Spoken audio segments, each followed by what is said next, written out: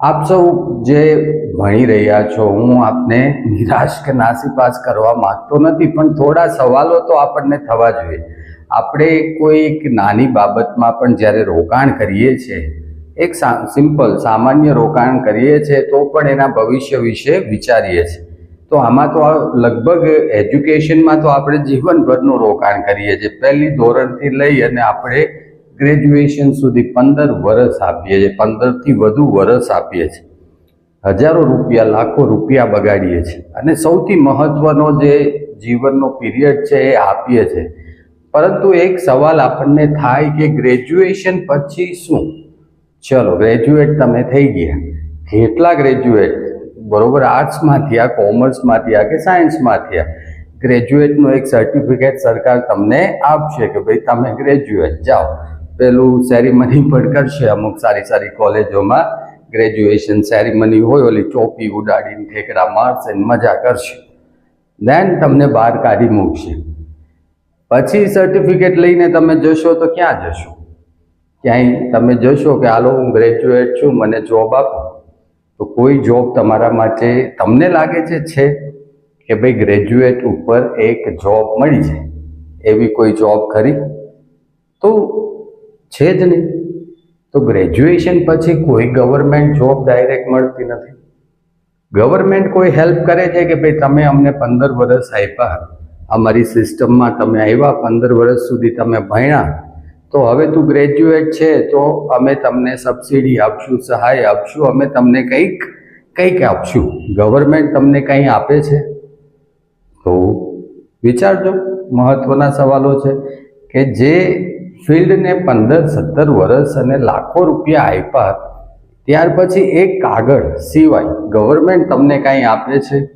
લગભગ તો મને નથી લાગતું કશું આપતી હોય. એવી કોઈ સ્કિલ ગ્રેજ્યુએશન સુધીમાં તમે ડેવલપ કરી દો છો કે તમારી આ બધી જે કોલેજો છે, આજકાલ તો ઊંધું થઈ ગયું છે. પ્રાઇમરીમાં મા બાપ ને બધા ખૂબ છોકરાને ધ્યાન આપે, મમ્મી પપ્પા તેડવા મૂકવા જાય ને એને છોકરાની બુક્સ તપાસે અને ટીચર્સને મળશે ને કેમ મારા છોકરાને આટલા ઓછા માર્ક ને કેમ આ નથી આવડતું. હાઈસ્કૂલમાં આવતા આવતા મમ્મીએ છોકરાનો સાથ છોડી દેશે, ક્યારેક ક્યારેક પપ્પા જશે. અને કોલેજમાં આવતા આવતા તો સૌ મમ્મી ને પપ્પા બે સાથ છોડી દે, પછી કોઈ આવતું નથી. કોલેજ ગમે તેમ ચાલે તો પણ કોઈ પૂછતું નથી.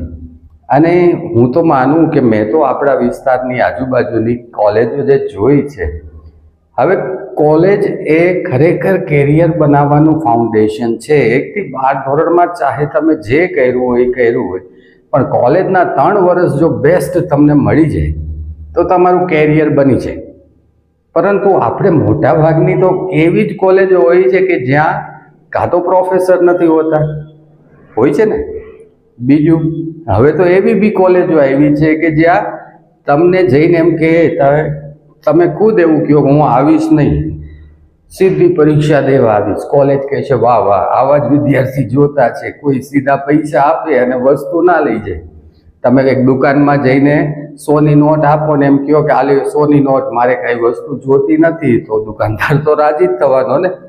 તો કોલેજો વાળા તો રાજી થાય છે કે સારું ન આવો તો.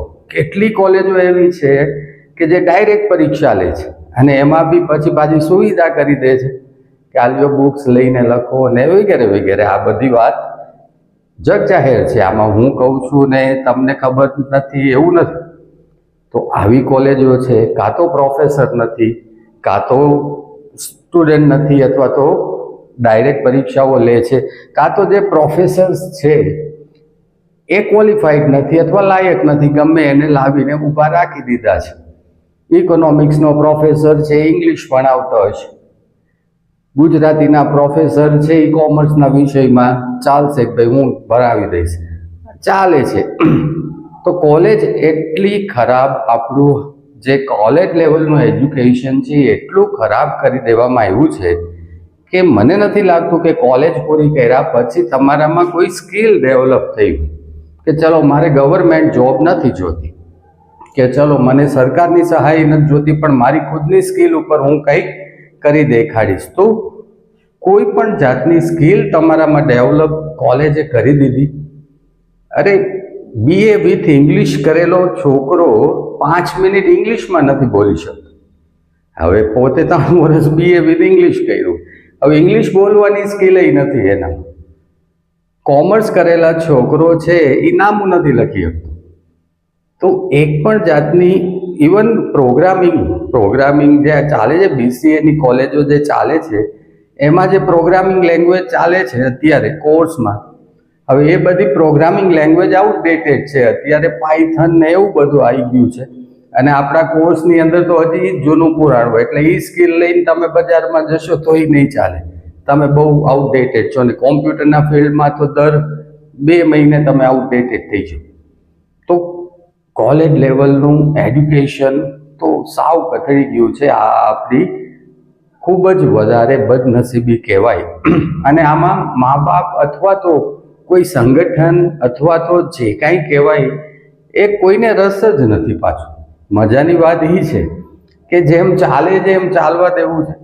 કોઈને રસ, છોકરો કે છોકરી જાતા નથી કોલેજે તો મા બાપ રાજી થાય છે, ખારું ત્યાં નથી જવાનું, ડાયરેક્ટ પરીક્ષા દઈ દે છે. અરે ભાઈ, એવું ન હોય. શું કરશે? આગળ જઈને એને સર્ટિફિકેટ મળશે, પછી શું કરશે? પરંતુ કોઈ સ્કિલ ડેવલપ પણ નથી થતી. તો આ બધાના જવાબ ના જ છે. હવે જ્યારે સર્ટિફિકેટ લઈને તમે આવશો બજારમાં કે ભાઈ હું ગ્રેજ્યુએટ છું, ગવર્મેન્ટને કહેશો મને જોબ આપો, તો ગવર્મેન્ટ કહેશે કે નહીં, તમે જે સર્ટિફિકેટ લાવ્યા છો એ અમે માન્ય ગણતા નથી, એની ઉપર જોબ નહીં આપી. અમે જોબ આપશું પણ અમારી પરીક્ષા આપો તો જોબ આપશું. તો આપણને થાય સારું, હાલો આટલી પરીક્ષાઓ દીધી, એક પરીક્ષા વધુ દઈ દઈશું, એમાં શું, ચલો આપશું અમે પરીક્ષા. તો ગવર્મેન્ટની પરીક્ષા માટે તમે તૈયાર થશો એટલે તમે કહેશો કે સિલેબસ આપો, કે ભાઈ શેની પરીક્ષા દેવાની? તો ગવર્મેન્ટ કહેશે કે એક પેપર ગુજરાતીનું દેવાનું છે, એક પેપર ઇંગ્લિશનું દેવાનું છે, એક પેપર તમારે મેથ્સનું દેવાનું છે અને રિઝનિંગનું દેવાનું છે, એક પેપર તમારે GK અથવા GS અથવા તો જે જનરલ નોલેજનું દેવાનું છે, એક પેપર ઇતિહાસનું દેવાનું છે, હિસ્ટ્રીનું દેવાનું છે, એક પેપર જીઓગ્રાફીનું દેવાનું છે. અરે આ તો ભણ્યા જ નથી આપણે, ના તો આ ક્યાં આપણને પડે? રિઝનિંગ, મેથ્સ, આનો કોમ્બો તમે કયા કોર્સમાં? મને એમ કહો કે આર્ટ્સમાં તો કે ગુજરાતી ઇંગ્લિશ આવશે તો રિઝનિંગ મેથ્સ નહીં આવે. કોમર્સમાં તો કે કોમર્સમાં ઇકોનોમિક્સ ને એવું આવશે તો ગુજરાતી ઇંગ્લિશ ને હિસ્ટ્રી નહીં આવે. આ કેવી રમત ચાલે છે? મજાની રમત ચાલે. સાયન્સની અંદર તો સાયન્સની અંદર થોડા સાયન્સના ટોપિક આવશે, બાકીનું આમાંથી કાંઈ નહીં આવે. તો ગ્રેજ્યુએશન થયેલો એક પણ વિદ્યાર્થી આ કોમ્બિનેશન સાથે બહાર નીકળેલો જ નથી હોતો. અને સરકાર કહે છે કે હવે આ કોમ્બિનેશન સાથે પરીક્ષા આપો તો અમે તમને નોકરી આપીશું. આ મજાની રમત છે. અને ત્યાર પછી આપણે તૈયારી કરવાનું વિચારે ગ્રેજ્યુએશન પછી કે હાલો હવે ગવર્મેન્ટ જોબ માટે તૈયારી કરીએ.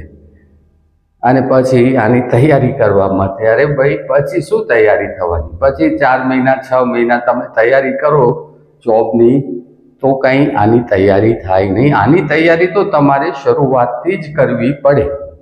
અને હવે એવું નથી કે તમને ખબર નથી કે નોકરી મેળવવા માટે તમારા વિષયો કામના નથી, આ વિષયો કામના છે. તો નોકરી જો તમારે મેળવવી હોય તો તમારે આ વિષયો એડવાન્સમાં તૈયાર કરવા પડશે. એટલે હું તો એમ કહું છું કે તમે FYમાં હો ને ત્યારથી જ આ વિષયો તૈયાર કરવા જોઈએ અને કરવા જ પડશે, એ સિવાય ચાલશે જ નહીં. અને FYથી તમે તૈયારી કરો, સાથે સાથે તમારા જે વિષય હોય કે કોલેજમાં તો તમને ખબર જ છે કે એમ પાસ કરી દેવાના, શું કામ ટેન્શન લ્યો છો? આની ગંભીરતાથી તૈયારી કરો, કારણ કે આ જોબ આપવાની છે, આ વિષયો પૈસા આપવાના છે, આ વિષયો તમારું ઘર ચલાવવાના, આ વિષયો તમને ભવિષ્યમાં સમાજમાં પ્રતિષ્ઠા આપવાના, તમારો વિષય નથી આપવાનો. તો તો આની તૈયારી અત્યારથી શરૂ કરી દો. એટલે કહું છું કે કોમ્પિટિટિવની તૈયારી FYથી શરૂ કરવી જોઈએ. નહીંતર આ જે એક મજાની ગેમ છે, જે ટોપ ક્લાસ લોકોએ બનાવેલી સરસ મજાની ગેમ છે એજ્યુકેશનના નામે, કે જેમાં ખબર નહીં એક એવી સિસ્ટમ બનાવી છે અને એ સિસ્ટમની પાછળ લોકોને એટલા બધા આંધળા કરી દીધા છે કે લોકોને સૂઝતું જ નથી, સમજાતું જ નથી કે at the end of everything what will we get. બધું પૂરું કર્યા પછી અમને મળશે તો મળશે શું? અને કોઈ પૂછતું પણ નથી.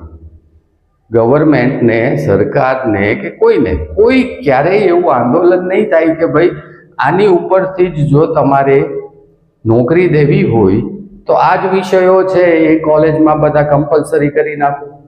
શું કામ ન કરાય? કરી નાખો. આ જ વિષયો જે તમારે દરેક વ્યક્તિએ આ વિષયો ભણવાના છે. તો એમાં ક્યાં અઘરું છે? કોઈ સંગઠન, કોઈ મા બાપ, કોઈ વાલી, કોઈ વિદ્યાર્થી બસ આંધળી દોડ છે, આંખો બંધ કરી અને ભાગમ ભાગ ગ્રેજ્યુએશન થશે, હાથમાં સર્ટિફિકેટ આવશે, ક્યાંક જશે તો ઓલા પ્રાઇવેટવાળા કહે છે કે 8,000 રૂપિયા આપશું આવો, 10,000 રૂપિયા આપશું આવો. શું થવાનું 8,000 10,000 રૂપિયા? તો વિચારો, કોમ્પિટિટિવ વિશે બહુ પહેલાંથી વિચારો, એની તૈયારી કરવા માંડો. આ જે વિશિયસ સર્કલ છે એમાંથી બહાર નીકળો. તમે બહાર નીકળી અને આને તોડી ન શકાય. આ એક એવી મજબૂત સિસ્ટમ છે કે હું કે તમે ધારો તો આ સિસ્ટમને બદલાવી ન શકાય. That is not possible.